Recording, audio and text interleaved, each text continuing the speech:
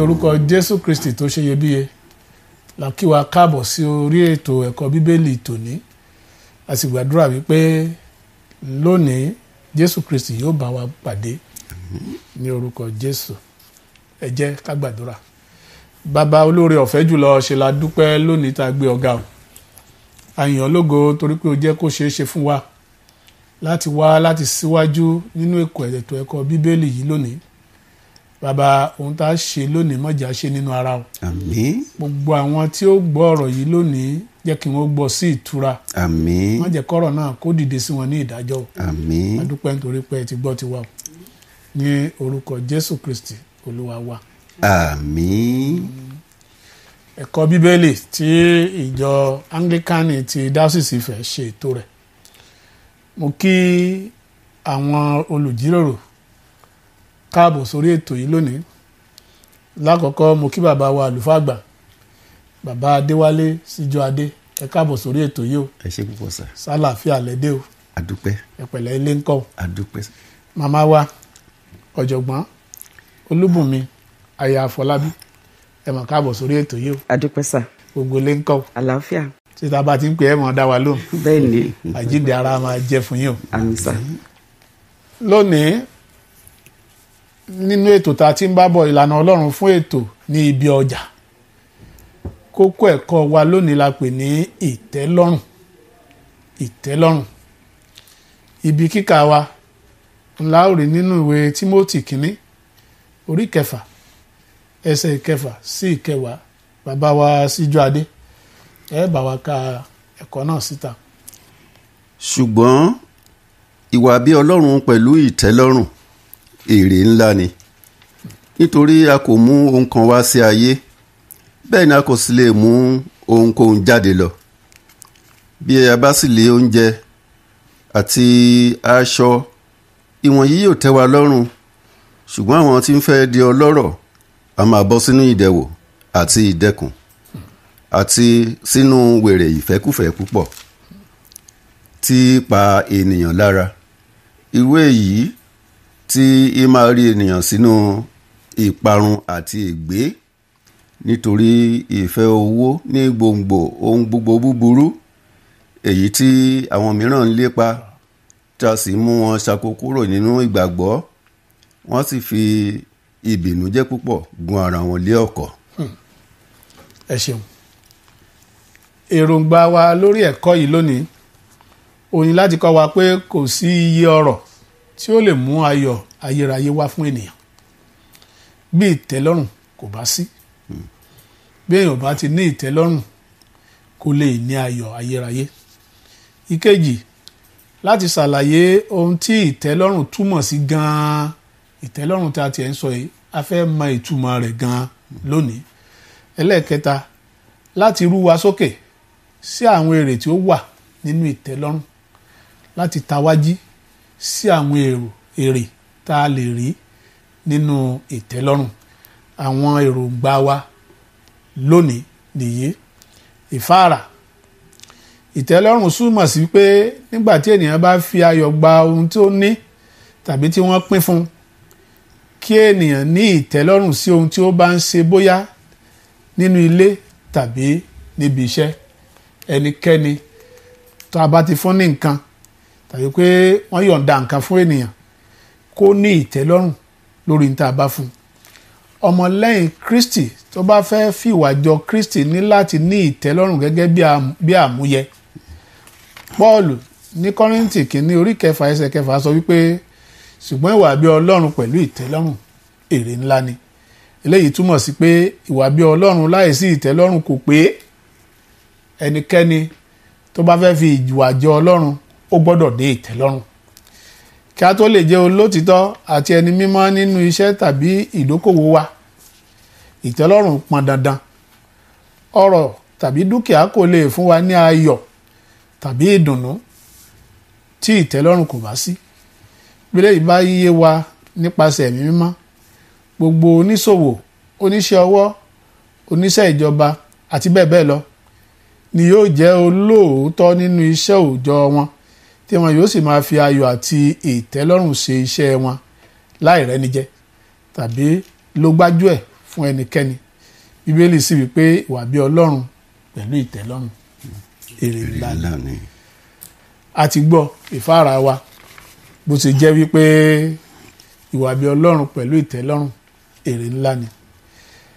Màmá wa, màmá Olúbùnmi aya Àfọlábí, abẹ́kẹ́ lo àwọn ẹsẹ̀ ọ̀rọ̀ Ọlọ́run kan tó ní ìtumọ̀ tí ó sì fi ìdí òye tí a ní nípa ìtẹ́lọ́rùn múlẹ̀. Ẹsẹ̀ Ọlọ́run kan kẹ́ẹ̀kan gbé jáde nínú ìwé mímọ́ kẹ́ẹ̀ fi bá wa sọ̀rọ̀. Adúpẹ́ sà, gẹ́gẹ́ bí wọ́n ṣe fi yé wa, a ti sọ ìtẹ́lọ́rùn kí ni ó túmọ̀ sí, ṣùgbọ́n níwọ̀n bí ó ṣe jẹ́ pé ẹ̀kọ́ Bíbélì ni à ń gbé yẹ̀wò, tí a bá wo ibi tí a kà fún wa gẹ́gẹ́ bí àkórí ẹ̀kọ́ yìí, Tímótíù kínní orí 6 ẹsẹ̀ 6, ó fìdí ẹ̀ múlẹ̀ fún wa. Ó ní ṣùgbọ́n ìwà bí Ọlọ́run pẹ̀lú ìtẹ́lọ́rùn èrè ńlá ni. Eléyìí túmọ̀ sí wípé a lè máa gbéra wa kiri pé a jẹ́ ọmọlẹ́yìn Kristi tàbí a ní ìwà bí Ọlọ́run, ṣùgbọ́n kí àìnítẹ́lọ́rùn kó gbógun nínú ayé wa. Bíbélì sọ wípé a lè jèrè àǹfààní tó wà nínú títẹ̀lé Kristi pẹ̀lú eléyìí. So eléyìí fi ìdí ẹ̀ múlẹ̀. Tá bá tún wo Hébérù orí 13 ẹsẹ̀ 5, yẹn náà tún fìdí ẹ̀ múlẹ̀ fún wa. Ó ní kí ọkàn yín kí ó má ṣe fà sí ìfẹ́ owó, kí níwọ̀n bí ẹ̀yin yóò kò ní tó yín, nítorí Olúwa tìkára rẹ̀ ti wí pé èmi kò jẹ́ fi ọ́ sílẹ̀, bẹ́ẹ̀ ni èmi kò jẹ́ kọ̀ ọ́ sílẹ̀. So eléyìí fìdí ẹ̀ múlẹ̀ fún wa pé lẹ́yìn onítẹ́lọ́rùn ni Ọlọ́run wà. Olúwa ràn wá lọ́wọ́. Àmín. Ẹni tó bá ti ní ìtẹ́lọ́rùn, Ọlọ́run máa tì lẹ́yìn. Bẹ́ẹ̀ni. Tí ìsẹ́ni tó ń jágbà, tí ìsẹ́ni tó ń gbààyàn káàkiri. Ẹ ṣeun. Bàbá wa Síjú Adé. Yes sir. Kí lẹ́yìn náà rí sọ nínú ìwé mímọ́? Ṣùgbọ́n ìwà bí Ọlọ́run pẹ̀lú ìtẹ́lọ́rùn èrè ńlá ni. Kọ́ríńtì kínní orí 6 ẹsẹ̀ 12, ohun tilẹ̀ tún dá sí, ó sọ wípé ohun gbogbo lé ó yẹ fún mi, ṣùgbọ́n kì í ṣe ohun gbogbo lé ó ní èrè. Ṣùgbọ́n ó tún tẹ̀síwájú, ó ní ohun gbogbo lé ó yẹ fún mi, ṣùgbọ́n èmi kì yóò jẹ́ kí a fi mí sábẹ́ agbára ohunkóhun. Ẹni tó bá fi ìkánjú mú kọ́kọ́rọ́ láyé yìí, tó fi ọ̀nà àlùmọ̀kọ́rọ́ yìí mú kọ́kọ́rọ́ láti fi ṣílẹ̀kùn ọlà, lẹ̀kùn ìbànújẹ́ ló máa ṣí fún un. Bí Yorùbá ti máa ń sọ nìyẹn. Òun náà ni ọ̀rọ̀ Ọlọ́run èyí tí a kọ sínú ìwé Tímótíù tí a kà ní ìsìn pé ìwà bí Ọlọ́run, a gbọ́dọ̀ ní ìwà bí Ọlọ́run, ká sì ní ìtẹ́lọ́rùn nínú ohun gbogbo nǹkan tó ń ṣe kámi nínú ilé ayé yìí, gbogbo ẹ̀ ló yẹ fún wa, ṣùgbọ́n kì í ṣe gbogbo ẹ̀ ló ní èrè. Èyí tó ní èrè ó gbọ́dọ̀ ní ìbẹ̀rù ti Ọlọ́run nínú, èyí tí ó lè mú kí ìfọ̀kànbalẹ̀, tó lè mú kí èrè rẹ̀ kó jẹ́ àjẹmọ́nú fún wa. Ó túmọ̀ sí pé gbogbo ohun tó bá ń dùn mọ́ wa tí ò dùn mọ́ Ọlọ́run nú, asán ni, ègbé ni. Lórúkọ Jésù àní pasán. Àmín. Lórúkọ Jésù àní pasán. Àmín. Gbogbo ẹ̀yin tẹ́ ń gbọ́ wa tẹ́ ń wò wá nílé, lórúkọ Jésù ẹ̀ ní pasán o. Àmín. Ìbéèrè kejì ọ̀dọ̀ bàbá Síjú Adé mú bọ̀. Báwo ni ìtẹ́lọ́rùn ṣe pàtàkì tó nínú ìgbé ayé Kìrìsìtẹ́nì àti nínú ìdókòwò wa? Ìtẹ́lọ́rùn ṣe pàtàkì pàápàá fún Kìrìsìtẹ́nì. A tilẹ̀ fi hàn wá ẹni tí Kìrìsìtẹ́nì ṣe, ẹni tí ó wà gẹ́gẹ́ bí Kristi, tó ń hùwà gẹ́gẹ́ bí Kristi, tó ń rìn gẹ́gẹ́ bí Kristi. Ọ̀rọ̀ Ọlọ́run tilẹ̀ sọ wípé fi ohun gbogbo lé Ọlọ́run lọ́wọ́ nínú Jésù Kristi, ó ní a lè ṣe, la lè dà, la lè ga, la lè tóbi nínú ohun gbogbo. Ó ní nínú ohun gbogbo, nínú ohun gbogbo, ẹni tí ó ń fi agbára fún wa. Nínú rẹ̀ ni Kìrìsìtẹ́nì lè ṣe àṣeyọrí nígbà tí a bá fi gbé ayé wa lé Kristi lọ́wọ́. Òní yóò lànà fún wa lórí àṣeyọrí, lórí okòwò, lórí ẹbí wa. Mo fẹ́ dáwọ́lé eléyìí, mo fẹ́ dáwọ́lé tọ̀hún. Tí ó bá ti rántí pé kìrìsìtẹ́nì ni òun, á fi ohun gbogbo lé Kristi lọ́wọ́. Kristi á sì wá ṣe amọ̀nà rẹ̀ lórí ìdáwọ́lé, lórí gbogbo ìbùkún Ọlọ́run.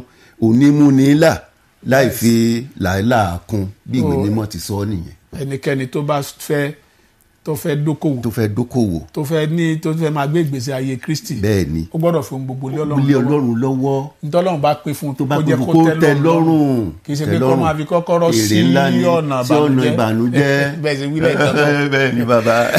Màmá wa, Màmá Afọlábí, kí lẹ rí sọ sọ́rọ̀ yẹn?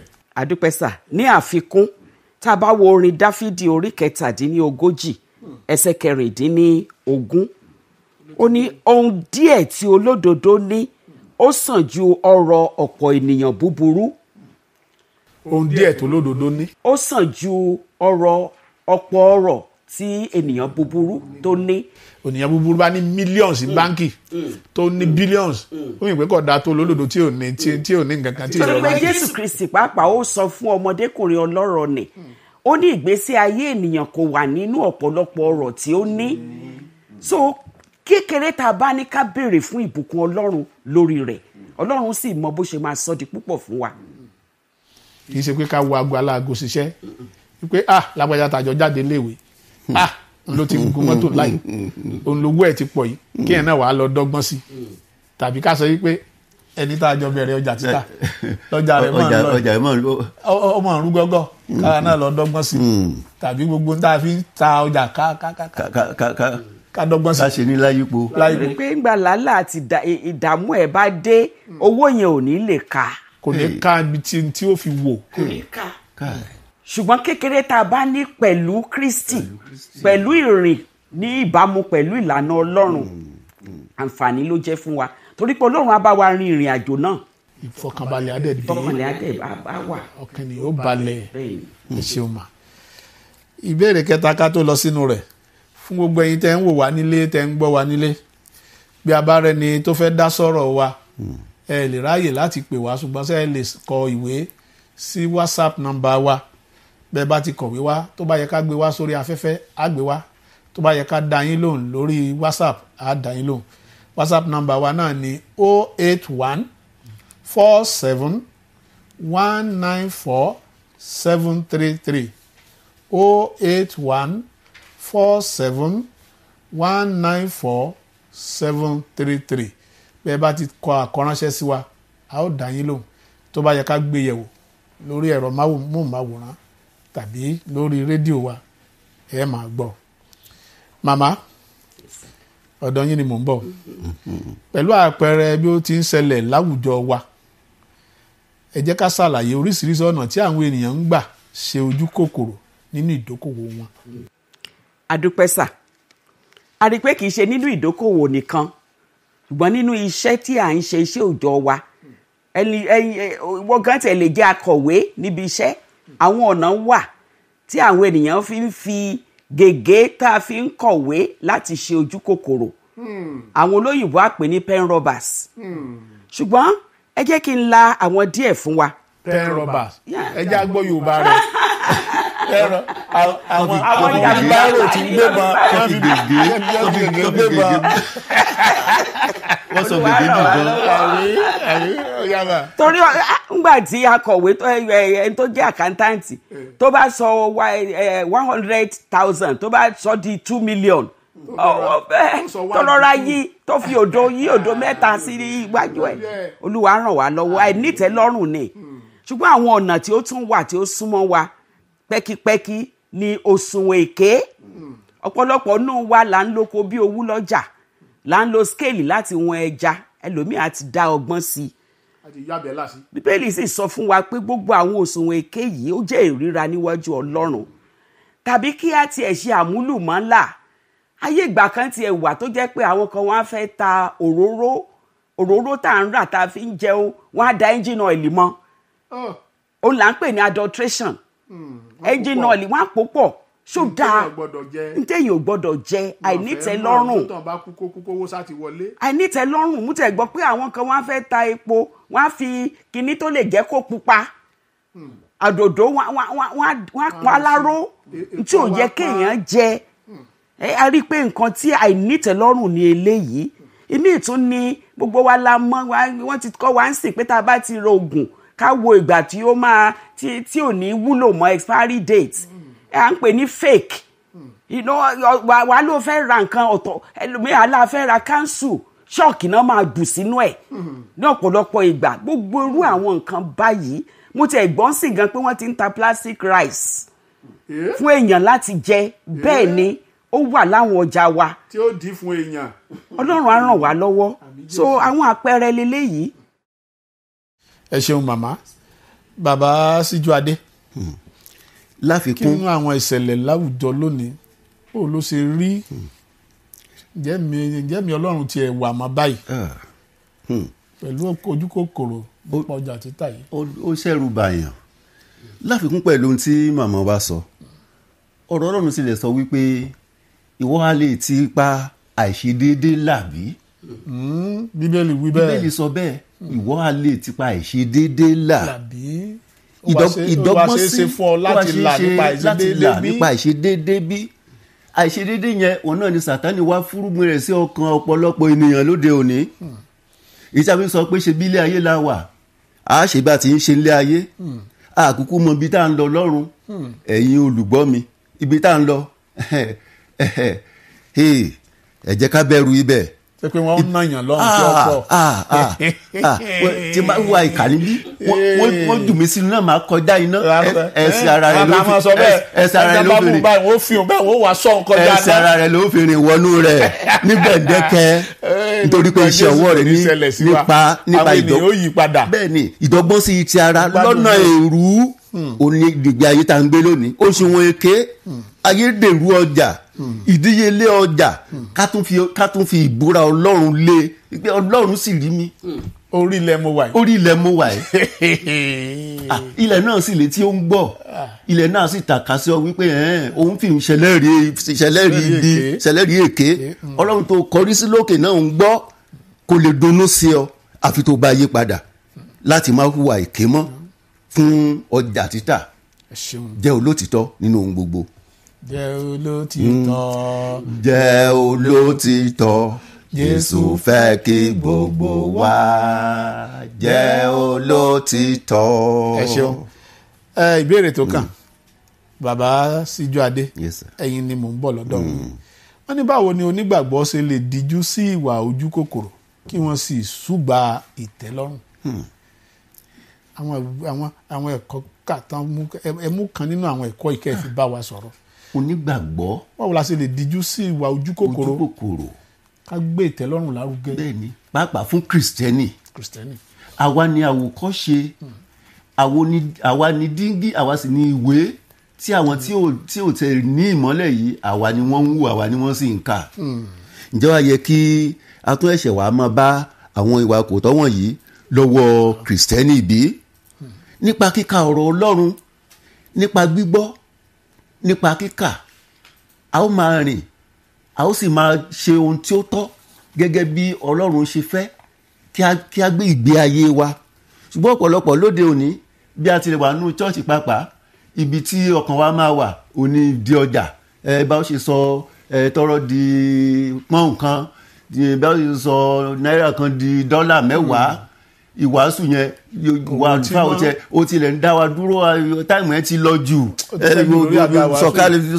sọ̀ká máa lọ ká tó lọ mọ́ dayérú nìṣó bẹ́ẹ̀ ló wà nínú ọkàn ọ̀pọ̀lọpọ̀. ìwé Hébérù orí 13 ẹsẹ̀ 5 ó tilẹ̀ sọ nǹkan kan ní kí ọkàn yín kí ó má ṣe fà sí ìfẹ́ owó kí ohun tí ẹ ní kí ó tẹ́ ẹ yín lọ́rùn nítorí òun ti kára rẹ̀ ti wí pé èmi kò jẹ́ fi ọ́ sílẹ̀ ìyẹn ìwọ tó bá gbénu Kristi tó fi àjọ Kristi ó ní òun kì yóò fi ọ́ sílẹ̀ bẹ́ẹ̀ ni òun kò jẹ́ kọ̀ ọ́ sílẹ̀. ìbùkún Ọlọ́run òun ló máa mú nílá láì fi làálàá kún. ẹ jẹ́ ká fi wàjọ Kristi ká gbé ìgbé ayé òdodo yóò dára fún wa. Màmá Afọlábí. ní àfikún sí tí bàbá wa sọ tá a bá wo Tímótì kínní orí 4 ẹsẹ̀ 8 ó tilẹ̀ fìdí ẹ̀ múlẹ̀ fún wa ó ní títọ́ sí ohun ti ara èrè fún ohun díẹ̀ ni ṣùgbọ́n ìwà bí Ọlọ́run lé èrè fún ohun gbogbo. Ó ní ìlérí ti ayé ìsinsìnyí àti ti èyí tí ń bọ̀. Ohun tí mo fẹ́ mú jáde níbí ni wípé báwo la ṣe lè rí díjú síwọ ojú kòkòrò ká ní ìlépa ọ̀run. Wọ́n ní ìjọba ọ̀run ní èrè onígbàgbọ́. Orí yẹn náà tún sọ fún wa pé má jẹ́ kí n fi ayé ba ọ̀run mi jẹ́. Mélòó la fẹ́ gbé láyé? Ẹgbẹgbẹ̀rún òun la máa gbé ní ilé ayérayé. Ayérayé tiẹ̀ ní àti ẹ̀ lè kà tán. Tá a bá ní ìfojúsùn yìí wípé mò ń lépa ìjọba ọ̀run, àní fi nǹkan díẹ̀ àìnítẹ́lọ́rùn ba ìjọba ọ̀run wa jẹ́. Ó ní ẹsẹ̀ bíbélì yìí ń sọ fún wa. àníbi tó ń dùn láyé yìí bá ọ̀run jẹ́ níbi tó pé a ti pẹ́. Lórúkọ Jésù ìjọba ọ̀run kò ní bọ́ sọnù mọ́ wa lọ́wọ́. àmín. Gbogbo àwa tá ń gbọ́ nílé ṣe bá a ti gbọ́ bí wọ́n ti ń sọ fún wa wípé ìjọba ọ̀run lèrè onígbàgbọ́. Lórúkọ Jésù kò ní bọ́ sọnù mọ́ wa lọ́wọ́. àmín. Ìtẹ́lọ́rùn ó ṣe pàtàkì. Ìbéèrè tá a fẹ́ fi ṣe àṣekágbá, ó ní ká ka ìwé òwe orí 30 ẹsẹ̀ 7 sí 9. Màmá ṣe bá wa kà. Bẹ́ẹ̀ ni ẹ jẹ́ kí a sáré lọ nínú ẹsẹ̀ mẹ́ta náà. Ohun méjì ni mo tọrọ lọ́dọ̀ rẹ, má ṣe fi wọ́n dùn mí kí èmi tó kú. Mú asán àti èké jìnnà sí mi. Má ṣe fún mi ní òṣì, má ṣe fún mi ní ọrọ̀. Fi ohun tí ó tó fún mi bọ́ mi, kí èmi kí ó má bàa yójú, kí èmi kí ó má bàa ṣẹ̀ sí ọ pé ta lé Olúwa, tàbí kí èmi má bàa tòṣì, kí èmi sì jalè, kí èmi sì ṣẹ̀ sí orúkọ Ọlọ́run mi. Wọ́n wá sọ fún wa pé ká jíròrò lórí ojú tí a fi wo ìtẹ́lọ́rùn nínú ẹsẹ̀ bíbélì yìí. A rí pé ohun tí mo lè mú jáde ń bẹ̀ ni gẹ́gẹ́ bí Paul ṣe sọ fún wa. Ó ní nínú ohun gbogbo èmi ti kọ́ láti ní ìtẹ́lọ́rùn. Ká béèrè lóòótọ́ kí Ọlọ́run kí ó má febi pa wá, ká má ṣiṣẹ́. Tá a bá dẹ̀ ti ní ohun jíjẹ àti ohun mímu, kí la tún lépa tó fẹ́ pin wá láyà, tó fẹ́ mú wa sọ ìjọba ọ̀run nù. Èmi rò pé n tí à ń ṣàlàyé níbí ni wípé fún mi ní ohun tí mo nílò gẹ́gẹ́ bí a ṣe ń gbàdúrà bàbá wa tí ń bẹ ní ọ̀run, fún wa ní oúnjẹ òòjọ́ wa lónìí. Tó bá tiẹ̀ ti fún ọ, ṣe lé 3 4 tó fẹ́ kọ́, yàrá mélòó ló fẹ́ sùn bẹ̀? Bó bá sùn méjì pọ̀ yàwó. Ó di wèrè nìyẹn. Tó bá káṣọ 2 3 kúra, ó di wèrè. Olúwa ràn wá lọ́wọ́. Tó bá sùn kọjá ibi gbọ́ọ̀rọ̀ tá a tẹ̀ sí lórí bẹ́ẹ̀dì, ó ya wèrè. ó ya wèrè. So ó túmọ̀ sí wípé oúnjẹ òòjọ́ wa lónìí ló ṣe ló pàtàkì. ṣe pàtàkì. Bá a bá ti ní oúnjẹ òòjọ́ tí Ọlọ́run fi ìgbàdẹ̀ wá lọ́rùn. Nígbà mo tiẹ̀ kàwé òwe orí 30 yẹn, ẹ̀rù bà mí gbọ́ sọ wípé kéèmí kí ó má bàa yójú, kéèmí ó má sì ṣẹ́ ọ pé ta ni ọ Olúwa. Mẹ́yàn bá yójú kọ́hún. bẹ́ẹ̀ni. A máa ń wọ́pọ̀lọpọ̀ tòótọ́. wọ́n ní ayọ̀ ń pa. Ayọ̀ ń pa.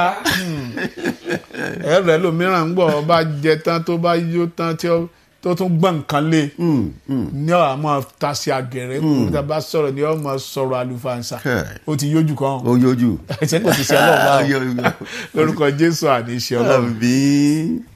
Ẹ̀kọ́ yìí ń kọ́ wa wípé ká ní ìtẹ́lọ́rùn. ìtẹ́lọ́rùn ìwọ̀ntúnwọ̀nsì. ìwọ̀ntúnwọ̀nsì. Bàbá ẹ dá sí i. Fún wa lóúnjẹ òòjọ́ wa lónìí. Fún wa lóúnjẹ òòjọ́ wa lónìí. Ẹni tí ò dé ṣọ́ọ̀ṣì rí gan pàápàá ó máa fi sínú àdúrà, ṣùgbọ́n àkọ́sórí tàbí póẹ̀mù tí àwọn ọmọléèwé máa ń kà wọ́n kàn ká wúru ṣùgbọ́n kò ní ìtumọ̀ tó wá jẹ́ pé à ń jẹ́ kó ní ìtumọ̀ sí wa ní gbólóhùn yẹn. Fún wa lóúnjẹ òòjọ́ wa lónìí. Èrè tiwa nìyẹn. À ń lépa ilé kíkọ́ asán ni, à ń lépa oyè mọ́tò kan òfo ni. Àwọn tó ti lówó lórílẹ̀‐èdè Nàìjíríà àti lágbàáyé wọ́n dà sílẹ̀. Àwọn dà lónìí. Àwọn dà gbogbo tó ń lépa wọn yẹn ó di torí olórí, ó di tẹni ẹlẹ́ni. Ṣùgbọ́n fún wa ní oúnjẹ òòjọ́ wa lónìí ní òní tá a bá ti lè gbé nínú ìyẹn ìgbà yẹn la máa ní ìtẹ́lọ́rùn nínú ìgbé ayé wa láò ní sojú kòkòrò sí àwọn nǹkan tó lè mú wa ṣìnà ìjọba tí ọ̀run. wọ́n gbọ́kàn wa sókè. ẹ máa gbọ́kàn wa sókè lórí mẹ́yìn ọba ní ìtẹ́lọ́rùn lóòdì pé fúnpá rẹ̀ ga ìfúnpá ga oríṣiríṣi àìsàn wà máa wọlé wá. àwọn tẹ́ńsàn ni ó mọ̀ wá yọjú dókítà ni ó mọ̀ lọ sílé yẹ̀dúwò gbogbo ìgbà gbogbo tó ń lépa tó ń fi àìtẹ́lọ́rùn kó lọ yóò mọ̀ kó fún dókítà yóò mọ̀ kó fún kẹ́míìsì. Olúwa ràn wá lọ́wọ́ o. Àmín. Olúwa ràn wá lọ́wọ́. Àmín. Ìtẹ́lọ́rùn ni bàbá ìwà. Lórúkọ Jésù Ọlọ́run á fún ẹnì kọ̀ọ̀kan olùgbọ́ ọ̀rọ̀ yìí ẹni tó ń wò wá lórí amóhùnmáwòrán Olúwa á fún wa ní ìtẹ́lọ́rùn. Àmín. Ní gbogbo okòwò wa ní gbogbo ìdáwọ́lé wa Ọlọ́run á fún wa ní ìtẹ́lọ́rùn. Àmín. Ní ìparí ojú kòkòrò máa ń fa ìparun àti ègbé. Ìwé Tímótì kìíní orí 4 ẹsẹ̀ 9 ló wí bẹ́ẹ̀. Nígbà tí ìtẹ́lọ́rùn ń fa ayọ̀ ayérayé àti àwọn èrè mìíràn bẹ́ẹ̀ náà nìwé Tímótì kìíní orí 4 ẹsẹ̀ 9 sọ. Ọlọ́run pàṣẹ fún gbogbo ènìyàn láti dijú sí ojú kòkòrò kí a sì ṣùgbà ìtẹ́lọ́rùn nítorí pé nípa èyí ni a lè mú inú Ọlọ́run dùn. Bí a bá ti ní ìtẹ́lọ́rùn a ó mú inú Ọlọ́run dùn. Ẹni tí inú Ọlọ́run bá sì dùn sí irú ẹni bẹ́ẹ̀ ó ti ṣe oríire. Ará nínú Olúwa bẹ́ẹ̀ ṣe ń gbọ́ wa nílé bí ẹ bá fẹ́ bá wa sọ̀rọ̀ tàbí ẹ fẹ́ ránṣẹ́ sí wa lórí ẹ̀rọ WhatsApp